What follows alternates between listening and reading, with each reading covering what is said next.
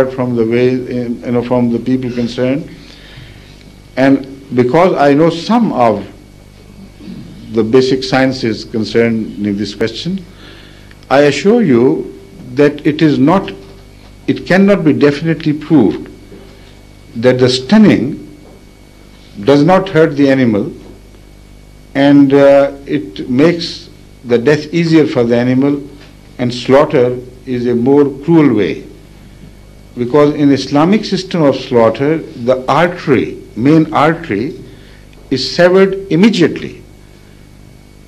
That sharp, and also the Holy Prophet has emphasized that you must never use a blunt instrument for doing this. And when the artery is severed, immediately with a sharp weapon, like sharp instrument, then the blood supply to the mind, to the brain is stopped therewith. And you think the animal is writhing in pain or this and that. It is writhing all right, but through automatic reflexes, not in pain. And that is why the Holy Prophet ﷺ repeatedly admonished Muslims not to slaughter animals any other way, by cutting them piecemeal, for instance. You have no right to do that. Do it this way, and then they immediately lose consciousness. Right? Thank you.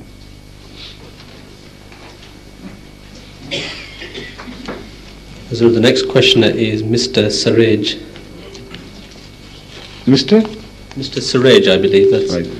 Sorry, if I got it wrong, my apologies. Question is, does the Ahmadiyya Jamaat relate to Sufism? To Sufism.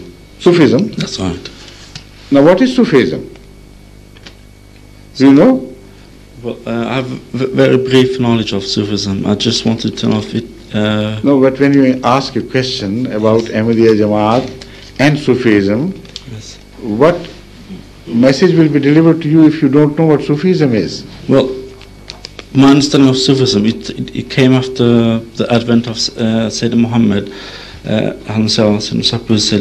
it was, and because it was after the advent of the Holy Prophet, does it really relate to Islam itself, actually?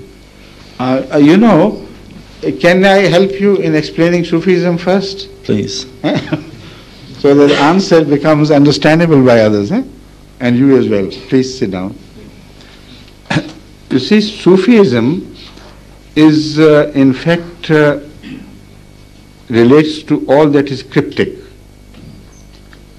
Now, when a religion speaks of form of worship, it speaks of how you bear yourself, how you wash yourself, how you stand before God, and what you do and what you do not. This is a form of the religion, which is called Sharia or law.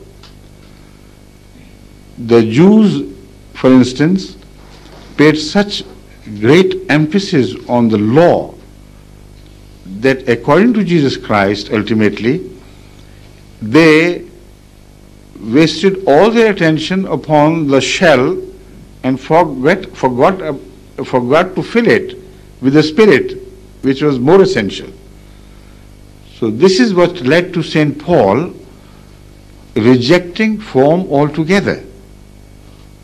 And that is what has led Sufism in Islam to shift away from the path of Hadhrat Muhammad ﷺ to an imaginary world of their own, whereby they thought the form was not essential.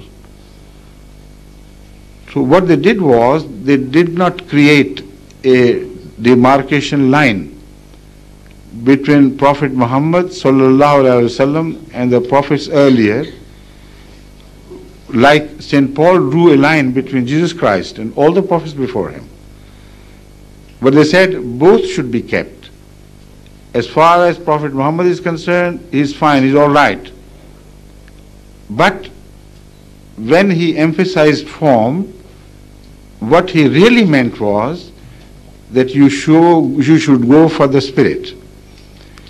And they argued in a very strange way that if you have the spirit, for instance, if you drink the milk, why to keep the bottle? Now, this argument is fine. If, and there is a big if involved, you want to have the last of that milk and no more. If you must need to drink milk again and again and again, then you can't chuck away the bottle at all. Some bottle will be needed. So spirit cannot survive without form. Although it is not the form which is intended, it is the spirit which is intended. So that is why deviation began to occur in Islam between Sufism and Mullaism. Now, unfortunately, after around 300 years or so, this bifurcation became very broad. Both deviated to the different directions until they could not even communicate with each other. That link was broken. Sufis said the mullahs are wrong. We do not need to say the prayer the way it was said before. And the mullah said Sufis had abandoned Islam, and they believe in some spiritual experiences of theirs and call it Islam, of which they have no right. So that is why some Sufis were practically put to gallows and ultimately hanged to death, because their claims, their slogans were so mystic that the mullah could not understand them. And the mullah thought that it is a claim which totally negates Islam. Like Al-Hallaj Mansur, who was hanged to death by the mullahs, he went to the gallows crying till the last, Anal Haq, Anal Haq, Anal Haq. This is Sufism. I am the truth, I am the truth, I am the truth. Now, if somebody says that to indicate that I have lost my own identity totally to the truth, you can't differentiate between me and God in the sense that I follow Him so totally that I have lost my independent identity, then it is not a shirk at all. It is nothing wrong. There is nothing wrong with it. This is the claim made by the Holy Prophet ﷺ himself and about him in the Holy Quran. Ma ramaita is ramaita walakin Allah rama. O Prophet of Allah, when you threw the handful of pebbles at the enemy, it was not you. It was God who did it. Is there any teachings of idolatry of 2-3 gods in that?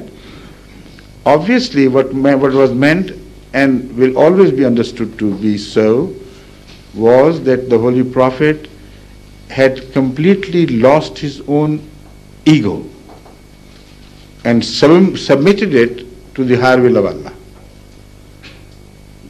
So there is no need for any bifurcation of this faith into two different religions. If Sufism has a different entity than that of the Holy Prophet of Islam, then the moment you accept it, you negate the Prophet of Islam. If it has the same entity, then why any Sufism or any Mullahism at all? Then what you should return to is the image of the Holy Prophet of Islam, which was not split in the middle. He was a balanced person, so perfectly balanced that the Holy Quran gives the Holy Prophet this compliment, that he was a man who was inclined neither to this side nor to that side. He belonged neither to the east nor to the west. So with this poise and this perfect balance between right and wrong and darkness and light, you don't need to split yourself into two different personalities. Now, why Sufism began to become popular, particularly in Turkey, is a very important question. Also, it became very popular in USSR, for different reasons, of course. But in Turkey, it became